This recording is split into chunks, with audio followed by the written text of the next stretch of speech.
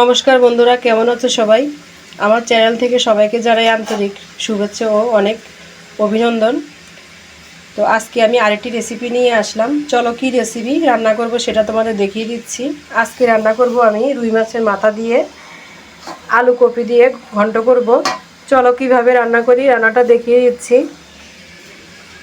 প্রথমে আমি রুই মাছের মাথাগুলো ভেজে নিয়েছি, আর এখানে ফুলকপিটাও আমি ভেজে নিয়েছি, আর এখানে নিয়েছি আলুটা ভেজে নিয়েছি। কড়াইতে তেল দিয়ে দিচ্ছি তেজপাতা, শুকনো মরিচ আর এলাচ, দারচিনি, গোটা জিরে একটু ভেজে নেব। দিয়ে দিচ্ছি হাফ কাপ মুগ ডালটা একটু তেলে ভেজে নেব। ভাজা হয়ে গেছে, দিয়ে দিচ্ছি 1 চামচ আদা বাটা, ভেজে নেব। জিরা বাটা 1 চামচ, পরিমাণ মতো লবণ, হলুদের গুঁড়ো,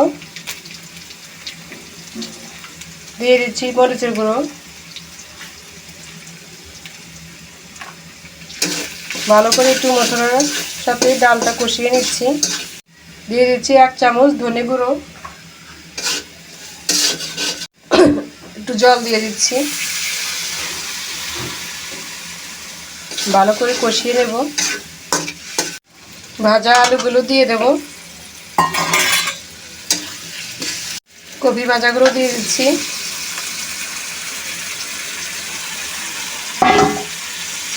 ভালো করে মিশিয়ে একটু কষিয়ে নেব। ভালো করে কষিয়ে নিয়েছি, দেখো কষানো হয়ে গেছে। এখন আমি জল দিয়ে দেব।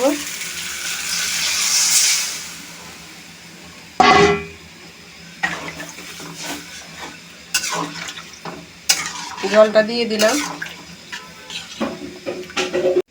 গ্রেভিটা ফুটে গেছে, এখন আমি এই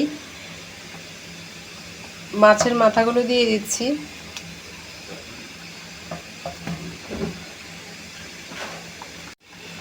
মাছের মাথাগুলো দেওয়া হয়ে গেছে।